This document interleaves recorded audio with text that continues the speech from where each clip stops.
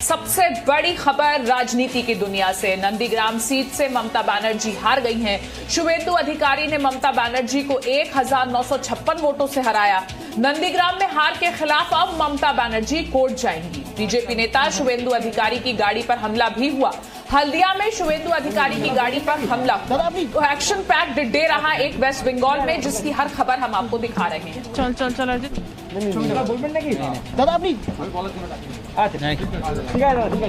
और जी मीडिया संवाददाता पूजा मेहता इस वक्त हमारे साथ लाइव जुड़ गई हैं। पूजा, हमने कल देखा नंदीग्राम में किस तरीके से नेक टू नेक फाइट रही और आखिर में शुवेंदु अधिकारी 1956 वोटों से जीते, लेकिन ममता बनर्जी इस जीत को मानती नहीं।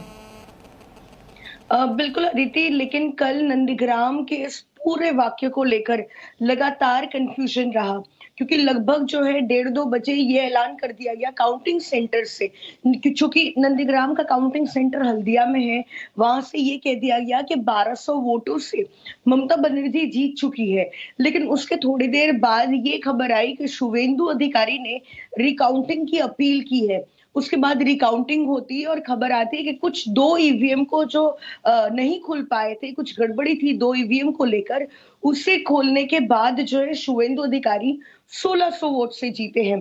फिर एक खबर आती है वो 1700 वोट से जीतते हैं।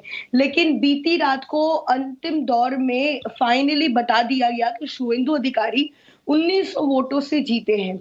लेकिन सबसे अहम बात मैं आपको बता दूं, चुनाव आयोग ने ऑफिशियली उसका ऐलान ही नहीं किया। कल जो प्रेस कॉन्फ्रेंस होनी थी चुनाव आयोग की ओर से, उससे भी रद्द कर दिया गया। लेकिन जो रिटर्निंग ऑफिसर है उनके पास तृणमूल कांग्रेस की ओर से एक अपील की गई थी कि उनकी जो है रिकाउंटिंग किए जाए वोट्स के, और ममता बनर्जी ने ये कहा था कि सिर्फ ईवीएम और वीवीपैट के नंबर्स को मैच करते हुए नहीं, लेकिन हर एक वोट को फिर एक बार काउंट किया जाए, साथ ही पोस्टल बैलेट को भी काउंट किया जाए। तृणमूल कांग्रेस का एक डेलीगेशन बीती रात को चुनाव आयोग में के दफ्तर भी जाता है, ये अर्जी लगाता है कि रिकाउंटिंग किया जाए। लेकिन जो रिटर्निंग ऑफिसर है वहां पर हल्दिया में, जो नंदीग्राम सीट से काउंटिंग सेंटर पर थे, उन्होंने इस अपील को खारिज करते हुए कहा था बीती रात को कि टीएमसी की जो अपील है रिकाउंटिंग की, उसको कंसिडर नहीं किया जा रहा है और रिकाउंटिंग नहीं होगी। लेकिन मुख्यमंत्री ममता बनर्जी और पार्टी सुप्रीमो ने ये साफ कर दिया कि वो कोर्ट में जाएंगी इस नंदीग्राम के वाक्य को लेकर। जी पूजा, और पश्चिम बंगाल का चुनाव बहुत लंबा थकाने वाला रहा। आपकी भी आवाज सुनकर लग रहा है कि आप काफी थक गई हैं, लेकिन एक बहुत बड़ी राजनीतिक डेवलपमेंट हमने देखा, जिस तरीके से ममता बनर्जी की वापसी हुई है पश्चिम बंगाल में। लेकिन हिंसा की भी जब हम बात करते हैं पश्चिम बंगाल में, तो हिंसा भी इन चुनावों के दौरान बहुत हुई। और कल जब फाइनल रिजल्ट का दिन था, तब भी बीजेपी नेता शुवेंदु अधिकारी की गाड़ी पर हमला हुआ। हल्दिया में शुवेंदु अधिकारी की गाड़ी पर हमला हुआ और टीएमसी समर्थकों पर इस हमले का आरोप लगा। बंगाल में आम जनता का क्या हाल होगा, ये सवाल शुवेंदु अधिकारी ने अपनी गाड़ी पर हमले के बाद पूछा। आराम बाग में भी बीजेपी के दफ्तर को जलाया गया। तो पूजा, जब हिंसा की हम बात करते हैं तो पश्चिम बंगाल के चुनाव को जब याद किया जाएगा, तो हिंसा की वजह से पश्चिम बंगाल को बहुत ज्यादा, मतलब पश्चिम बंगाल में हमने जिस तरीके से देखा वो बहुत दुर्भाग्यपूर्ण रहा। लेकिन उससे पहले रिपोर्ट देख लेते हैं पश्चिम बंगाल से जो हिंसा की कल आई थी।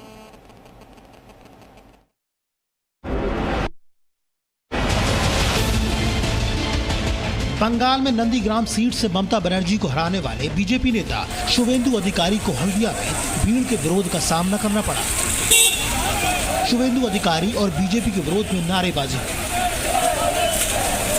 हल्दिया में काउंटिंग सेंटर के बाहर निकलते ही शुवेंदु अधिकारी को पत्थरों का सामना करना पड़ा।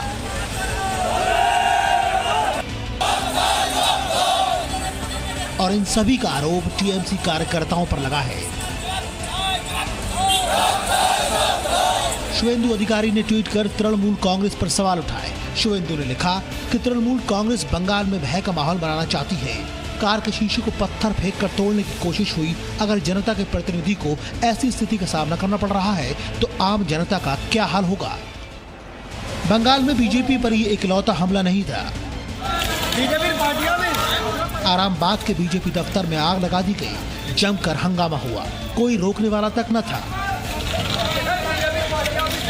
बीजेपी ने इस हमले का आरोप भी टीएमसी कार्यकर्ताओं पर लगाया है। सवाल उठ रहे हैं कि ये बंगाल में बीजेपी के बढ़ते कद के खिलाफ साजिश है। वहीं बंगाल के कूच बिहार में टीएमसी समर्थकों ने सीआरपीएफ पर अपना गुस्सा उतारा। यहां पर पत्थरबाजी में सीआरपीएफ का एक जवान घायल भी हो गया। दरअसल कूच बिहार में टीएमसी समर्थक काउंटिंग सेंटर के बाहर जश्न मनाते मनाते बेकाबू होने लगे। मौके पर तैनात सुरक्षा बलों ने जब उन्हें रोका तो पत्थरों से जवाब मिला। बंगाल में मतगणना के दौरान हुई हिंसा की तस्वीरें सोशल मीडिया में वायरल हो रही हैं। टीएमसी और बीजेपी समर्थक आमने सामने हैं, लेकिन लोगों के मन में सवाल गहराता जा रहा है, क्या यही बंगाल की संस्कृति है?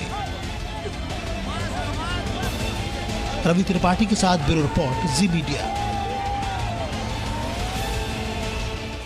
तो पूजा, हमने देखा किस तरीके से बंगाल के पूरे चुनाव के दौरान हिंसा होती रही और आखिरी दिन भी हिंसा की खबरें आई।